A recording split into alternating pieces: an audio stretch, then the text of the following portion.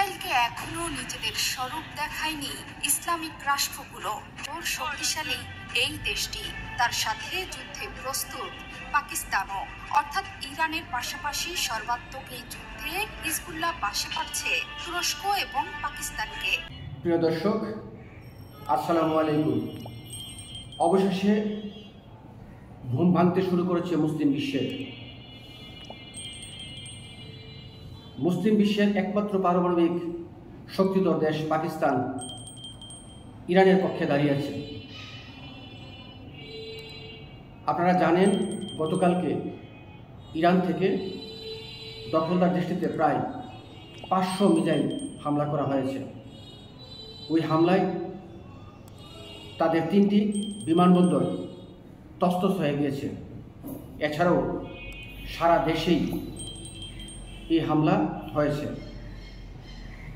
আমরা এই পর্যন্ত যতটুকু জানতে পেরেছি, প্রায় 30 জনের মতো নিহত সংবাদ পাওয়া গেছে।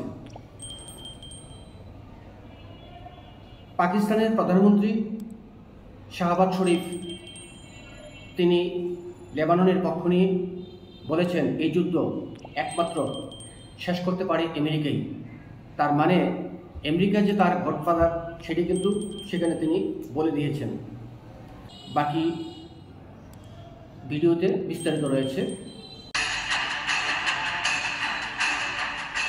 ইসরায়েলকে এখনো নিজেদের স্বরূপ দেখায়নি ইসলামিক রাষ্ট্রগুলো। শুরু থেকেই গাজায় বেনিয়ামিন নেতানিয়াহুর আগ্রাসনের বিরুদ্ধে উচ্চকণ্ঠ তুর্কি প্রেসিডেন্ট রিসেপ তাইয়েপ এরদোয়ান। লেবাননে হিজবুল্লাহ দমনে ইসরায়েল যে সাধারণ মানুষের উপর বর্বরতা শুরু করেছে, তার জবাব দিতে প্রস্তুত ন্যাটোর শক্তিশালী এই দেশটি, তার সাথে যুদ্ধে প্রস্তুত পাকিস্তানও, অর্থাৎ ইরানের পাশাপাশি সর্বাত্মক এই যুদ্ধে হিজবুল্লাহ পাশে পাচ্ছে তুরস্ক এবং পাকিস্তানকে। আর তাদের অঘোষিত বন্ধু রাশিয়া ছাড়াও আছে পুরো মধ্যপ্রাচ্য। Aynı zamanda Birleşmiş Milletler sistemi ölüyor. Hakikat ölüyor. Batı'nın savunduğunu iddia ettiği değerler ölüyor. চলছে জাতিসংঘ সাধারণ পরিষদের অধিবেশন। সেখানেই তুর্কি হাউসের এক বৈঠকে হুঙ্কার ছেড়েছেন রিসেপ তাইয়েপ এরদোয়ান। তিনি নেতানিয়াহুকে সতর্ক করে দিয়ে বলেছেন, ইসরায়েল ভাবছে যে তাদের থামানোর মতো কোনো শক্তি নেই, তবে তারা যে অপরাধ করেছে তার জন্য নেতানিয়াহুকে জবাবদিহি করতেই হবে। এরদোয়ান বলেন, ইসরায়েলের প্রধানমন্ত্রী বেনিয়ামিন নেতানিয়াহুর সরকার গাজায় আন্তর্জাতিক আইন লঙ্ঘন করতে দ্বিধা করেনি। গাজায় নিহত 41,000 ফিলিস্তিনি। নতুন করে বেপরোয়া গণহত্যা চালানোর পরিকল্পনা করছে দেশটি। Saldırılarını artırdı. Lübnan halkının ve hükümetinin de yanındayız. Erdogan বলেছেন, নেতানিয়াহু ভাবছেন যে তাদের থামানোর কোনো শক্তি নেই। ইসরায়েল যে অপরাধ করছে তাকে জবাবদিহি করতেই হবে এবং ইসরায়েলি গণহত্যার বিষয়ে আইসিসির মামলাটি অবশ্যই শেষ করতে হবে। গণহত্যার অপরাধীদের অবশ্যই তাদের অপরাধ অনুযায়ী শাস্তি দিতে হবে, যাতে আন্তর্জাতিক আইনের প্রতি সবার আস্থা বেড়ে যায়। Bir kez daha canları pahasına vatanlarını savunan Filistinli kardeşlerimi yürekten selamlıyorum.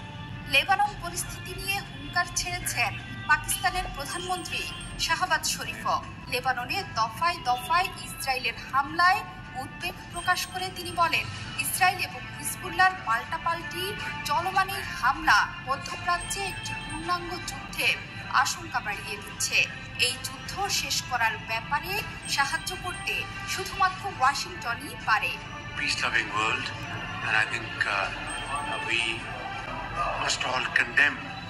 চলমান হিজবুল্লাহ ইসরায়েল সংঘাত নিয়ে বৈঠক ডেকেছে জাতিসংঘের নিরাপত্তা পরিষদও।